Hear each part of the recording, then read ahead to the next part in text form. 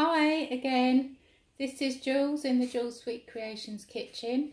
I thought I'd just jump in today actually to do a little demo on how to cover a polystyrene cake dummy in fondant.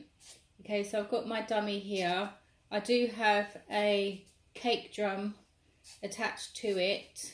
It's not quite dry yet, but you don't have to do this step. I just needed that for the project I'm working on, just to give it a tiny bit more height.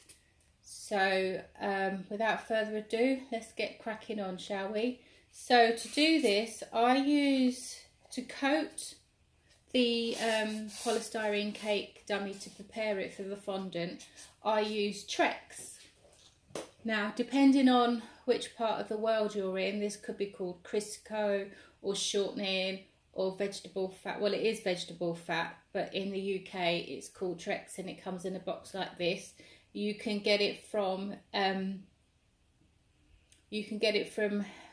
pretty much every supermarket. Most supermarkets anyway will sell Trex, or if you can't get Trex, get vegetable fat or something like that, so you can smear it on. Okay, so I've got some in a little pot here, so I'm just going to go ahead. My cake dummy isn't quite attached to my board yet, so I'm hoping it will just stay put for me. Okay, so I just want to go ahead and I want to literally smother that. Use your hands or use gloves if you don't like the feel of greasy stuff on your hands, or you don't like the feel of things like butter and things like that on your hands. You can use gloves, or you can use a bit of kitchen roll to help you along the way to do this bit. Okay, so just smear it all over. Make sure you've got a really nice lovely thick coating, because you're going to need it to help to stick the fondant. See, it's coming apart. Might cause me a bit of grief, that. But I'm too impatient today. I just want to get it done because I need it. It was actually supposed to be, I was supposed to be doing a fruitcake demo on how to cover fruitcake in marzipan, but I just need the fruitcake to sit for a bit longer, maybe a few more days. So I thought, why not just use a polystyrene cake dummy, then I can still decorate it same way. It's going to be the same height as the cake, same width as the cake. So I'm saving myself a bit of time. Okay, I'm only using supermarket fondant, which might cause me a bit of problem. It's been a long time since I've used supermarket fondant to cover a cake. I'm scared of it, never works for me. But I'm going to see how it goes anyway. So now there's my polystyrene dummy. I have covered it in my vegetable fat, and now I am ready to roll out my fondant to cover it. I would say one thing that is different, I mean, you cover it exactly the same way you would as if you were covering a normal cake. But this is it's got no weight to it. It's not weightless, but it's got no weight to it whatsoever. Okay, and if you haven't got anything on your surface while you're trying to cover it, it's going to slip and slide and go everywhere. So I would recommend you get a little bit of non-slip mat and you put that underneath your polystyrene dummy just to keep it sturdy, or a tablecloth or something. Not a tablecloth, kitchen towel or something, just to keep it a little bit more sturdy so it's not sliding everywhere like this. Okay, you can see the difference there. All right. Okie dokie, let's get rolling. Now I know I'm not going to need all this, but you know how to cover a cake in fondant, so I don't really have to do this step, because I'm pretty sure you would all know how to do this. But while I'm here, I might as well. I know I don't need all this, but I don't know how much I'm going to need, so I'm going to guess. Okay, I had about 600 grams there, but it's a cake dummy and it's going to be covered in other things, so I have needed the colour in. I am going to do a video. I don't know if you will find this useful. Please comment below. because I'm not very mathematically minded. I can't even say the word. But the Massaticino colour guide for mixing colours I found really difficult to follow the ratios, and if I need like 700 grams of fondant for something and I need to cover it to a certain colour, and I look on the colour chart and it's saying, I don't know, 7 parts of this colour and 22 parts of that colour and 15 parts of the other, I was like, well, how many grams of each is that? And I was getting really confused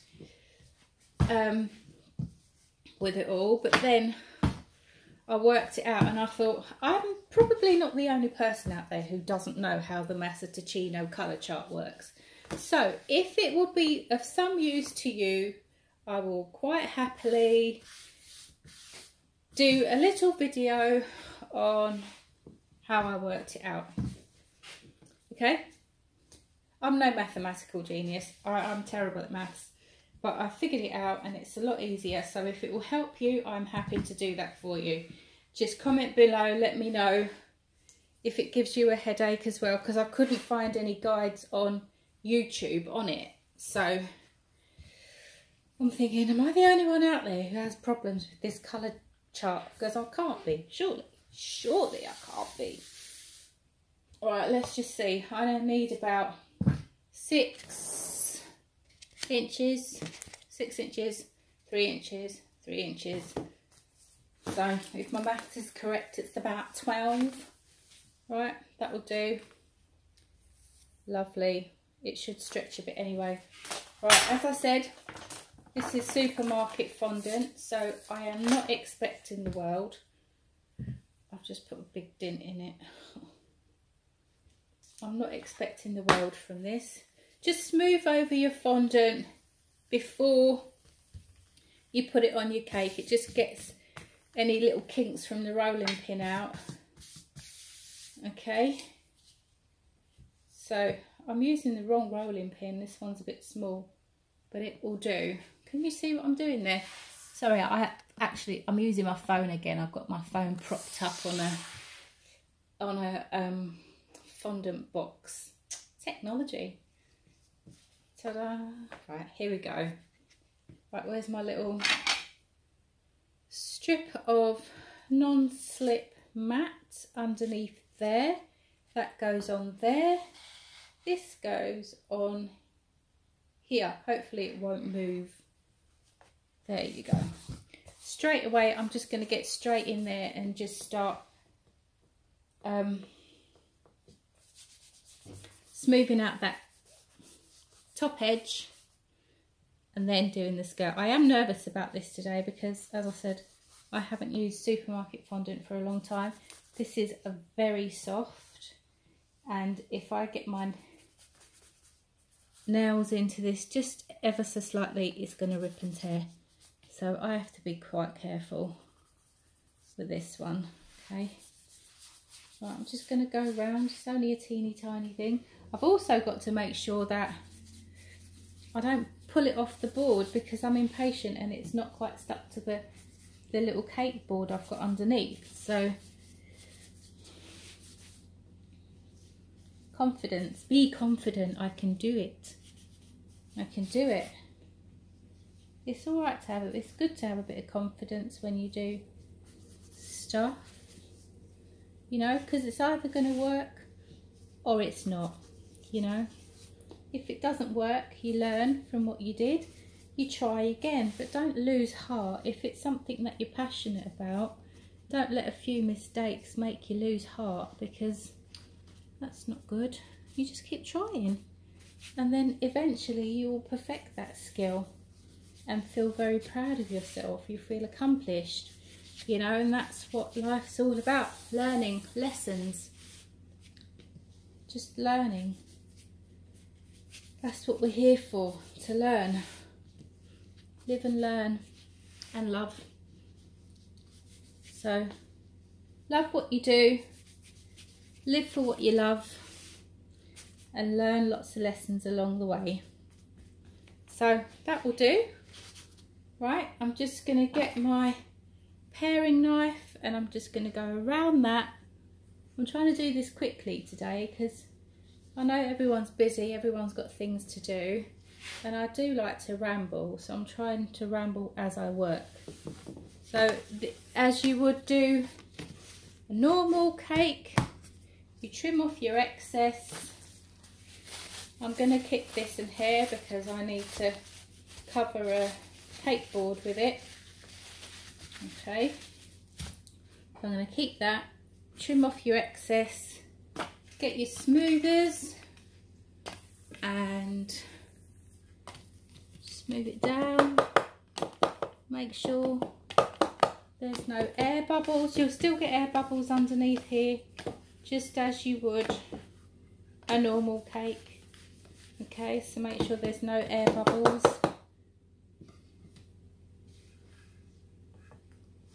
Did I manage to go too far down there?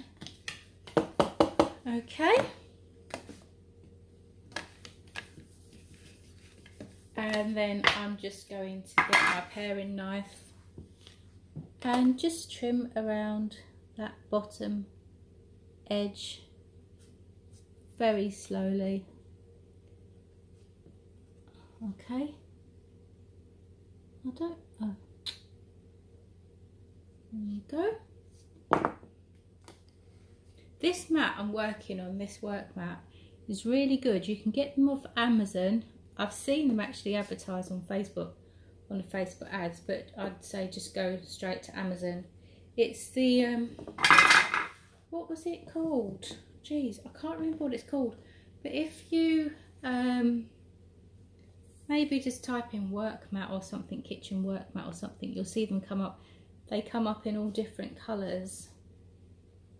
Great, really great to have in the kitchen. I've got nothing underneath this one and it sticks to the work surface. Just lovely. Look, there's no movement. So if I'm rolling things out, if you work with pastry or bread or fondant, rolling your fondant out and stuff like that, then it is great because it just doesn't move. Okay. So they're not that expensive. I can't remember. I've had mine for a while now. But if I figure out how to put links in the comments below, then I will most certainly start linking the tools and things that I use. But for now, you're just going to have to listen to what I say because I don't know how to use YouTube. I know how to upload a video and I'm getting a bit better at linking things, but I'll get there. You know, we all have to start somewhere, right? So, here is my cake. I've got a few little kinks there that I'm going to go and smooth out with my flexi smoothers, but you don't need to see that. I don't need to stay on line to do that, I mean. So that is how you cover a polystyrene cake dummy with sugar paste. I hope that's helped. There is a video somewhere on my channel of how to remove the sugar paste from your dummy for reuse. So if you need to do that and you're not sure how to do it, please do check it out. I hope this has been useful. I am working on a fruit cake, so I will be uploading videos on how to cover your fruit cake in marzipan. And what else will I be doing? I'll be doing a few bits and pieces over the next month or two, so if I've got time and the energy to film, not really, I will most definitely get them uploaded for you. So I hope this has been helpful. If it has, give me a thumbs up, comment below, and I will see you on the next video. Take care guys, bye.